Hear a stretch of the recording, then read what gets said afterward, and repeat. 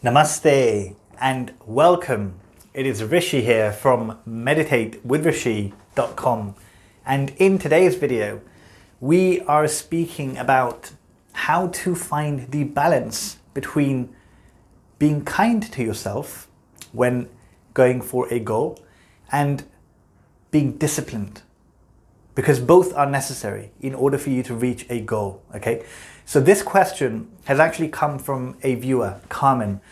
She's asked a great question actually, and she's asked this on the back of the previous videos I've done in the start of this year. Okay, so the first video was on how to smash your 2022 resolutions, and there I'd spoken about the importance of being kind to yourself. Being kind to yourself, where the goal that you set for yourself or the action points that you set for yourself are not so drastic that it becomes all you think about, right? It should be a comfortable movement toward your goal. Okay, so that was the first video, and then yesterday I did a video on how to be happy with yourself, and here I spoke about the importance of to be happy with yourself.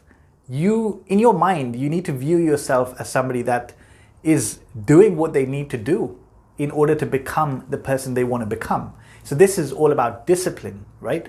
Being disciplined. So the question that she's asking, that, although we're talking about the same thing, it can sound contradicting. That on the one hand, we're saying, we need to be kind to ourselves when going toward a goal. And on the other hand, we're saying that, we need to be disciplined. Because ultimately, whatever goal we have, the whole point of it being a goal is that it requires some kind of change, right? And we are resistant to change. Sorry, we're resistant to change.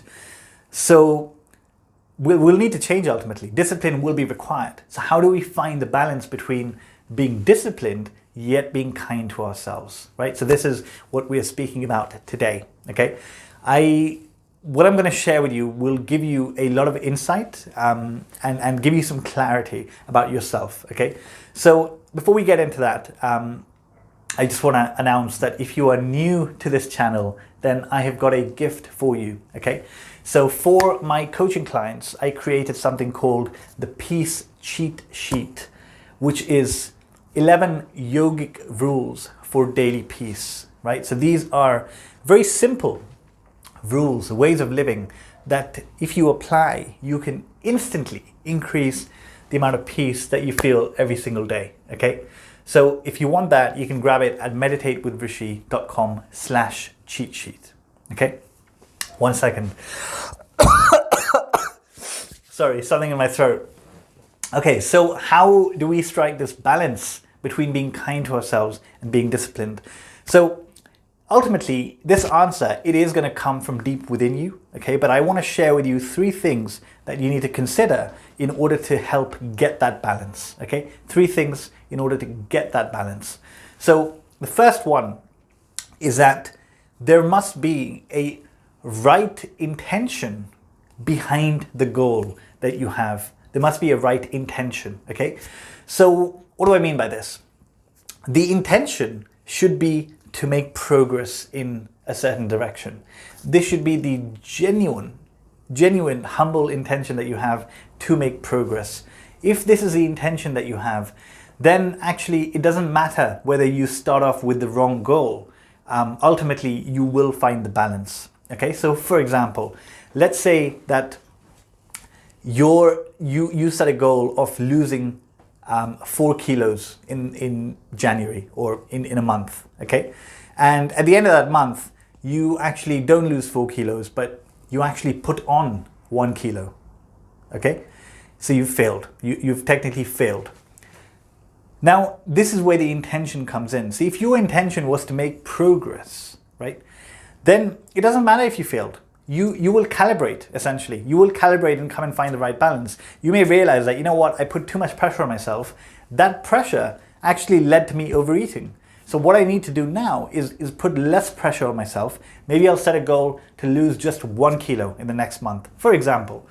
And then when you set this very easy goal, you come and you smash it out of the park. and you say, okay, so now I've done this, I can maybe try to lose 2 kilos next month, for example, right? So even though you didn't set the right goal initially, because your intention was correct to make progress, you didn't essentially fall off the wagon. You still continued, right?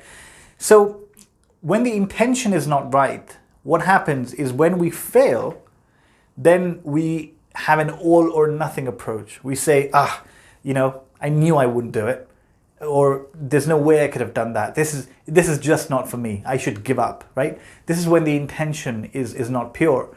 So how do you make a pure intention? A pure intention, ultimately, it comes from having the right goal. It comes from having the right goal for you.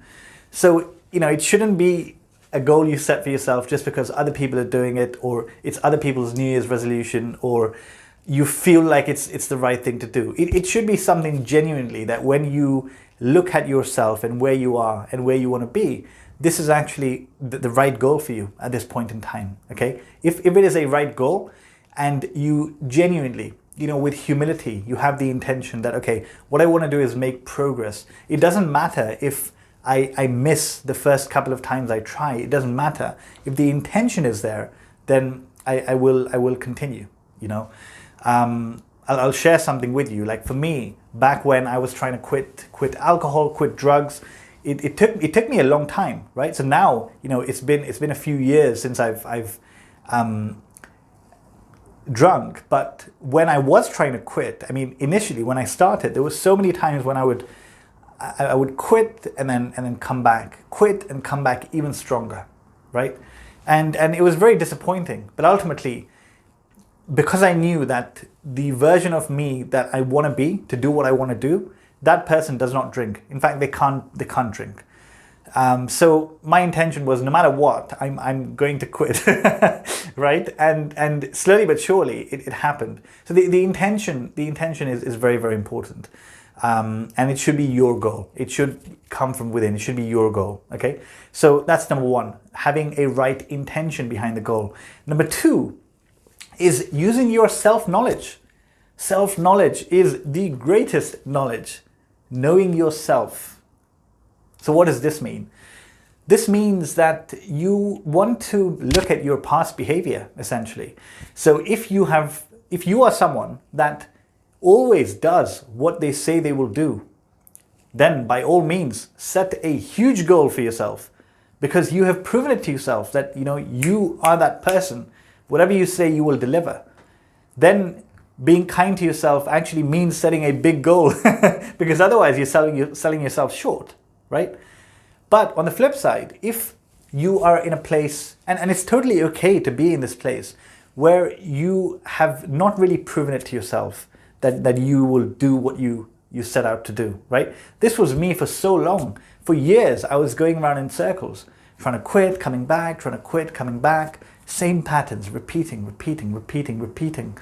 And this is a process. This is something that we have to go through. So this is where you be kind to yourself and realize that you're just a human being. If you don't make a mistake, who will?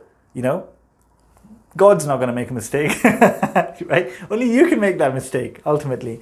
So it's okay, right? But having that self-knowledge will help you find the balance. So if you're somebody that has not yet proven it to themselves that, okay, if I set my mind to something, I always do it, then no problem. Then you start small. Then you set a very small goal for yourself and you try to hit that. Okay, because all we need there is momentum. You want to set a few small goals for yourself and hit them one after the other, one after the other, one after the other. And when you do this, mentally, your identity is changing. You are becoming somebody that does what they say. People around you will start to tell you this, that, if you are saying this, I know you'll do it because you're somebody that always does what they say they'll do. This happens, okay? So ultimately, the kind of balance you strike is just being kind to yourself and say, I've let myself down in the past so many times, so now, this time I'm going to set a small goal and just hit it, and then set another small goal and then hit it, and get a few wins under my belt.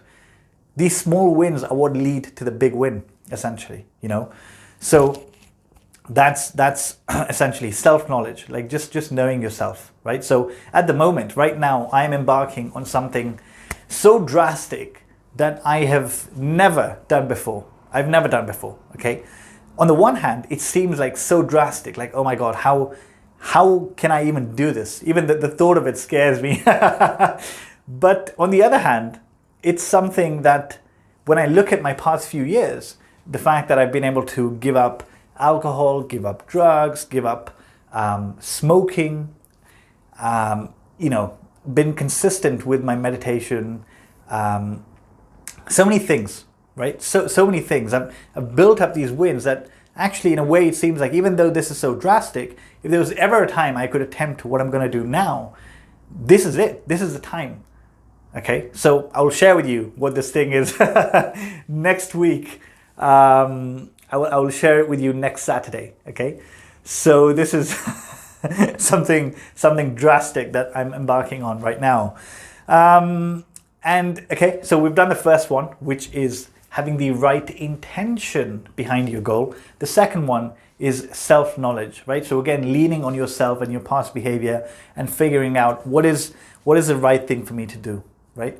You don't want to go too big and you don't want to go too small. You know yourself and you set the goal that feels right. And if it doesn't work out, no problem, because you have the right intention.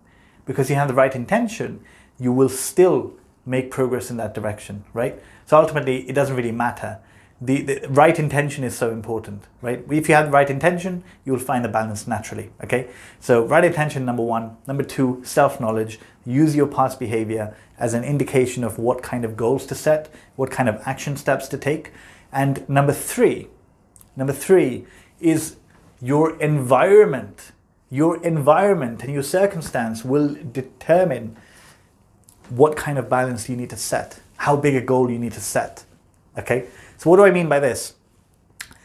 Let's take, for example, someone who has never meditated before, okay? And they have very poor eating habits, okay?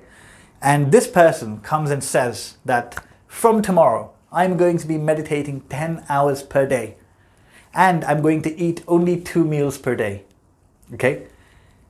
When you look at this person, what will you think? That's ridiculous. There's no way you're going to do that, right? Because you've never meditated, you eat so poorly right now, there's just no way you'll do it, right?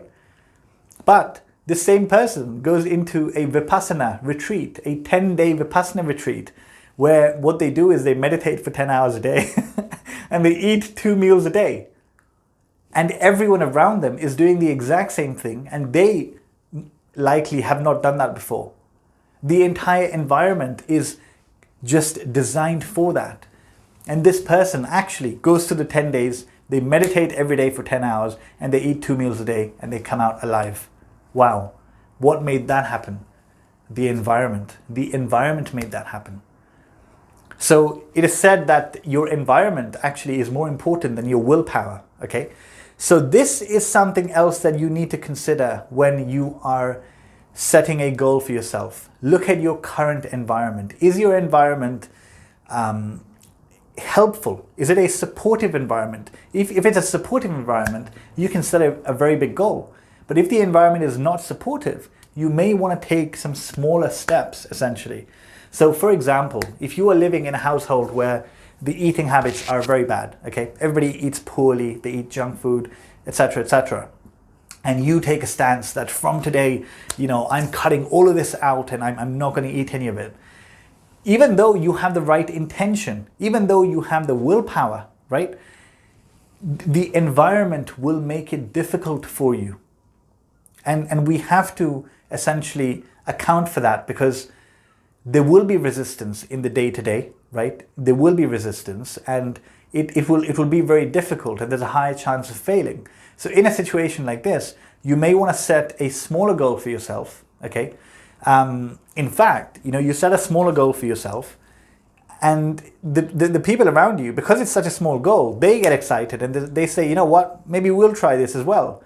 And slowly but surely, you're turning the entire family in a direction of better eating, cleaner eating, right? This is possible. This is possible. But okay, I digress there. But the point I'm trying to make is that you need to be very aware of your environment right now. So if you are in an environment where you know it's going to be difficult, then be kinder to yourself and use the small goal method of, having small wins and building momentum and essentially letting that momentum carry you. Okay, that's really important. But if you're in an environment that is just conducive to what you want to do, then absolutely go for it, right? So for me, for example, when I was in the UK, it was so difficult for me to quit alcohol. It was a struggle because the people I worked with used to drink. There's just pubs and bars everywhere. Alcohol is just so easily accessible. It was like I was able to do it, but it was really difficult. And then I went to India, to Rishikesh, in a deep meditation center, where first of all Rishikesh doesn't have any alcohol, and secondly I was in this deep meditation course where everybody was all about meditating and living clean, and there was no alcohol available there. I didn't even think about it. It was just so easy. So the environment makes a big difference as well. So become aware of what is my environment right now, and by all means, if you have the ability to actually change your environment, wow, that is amazing.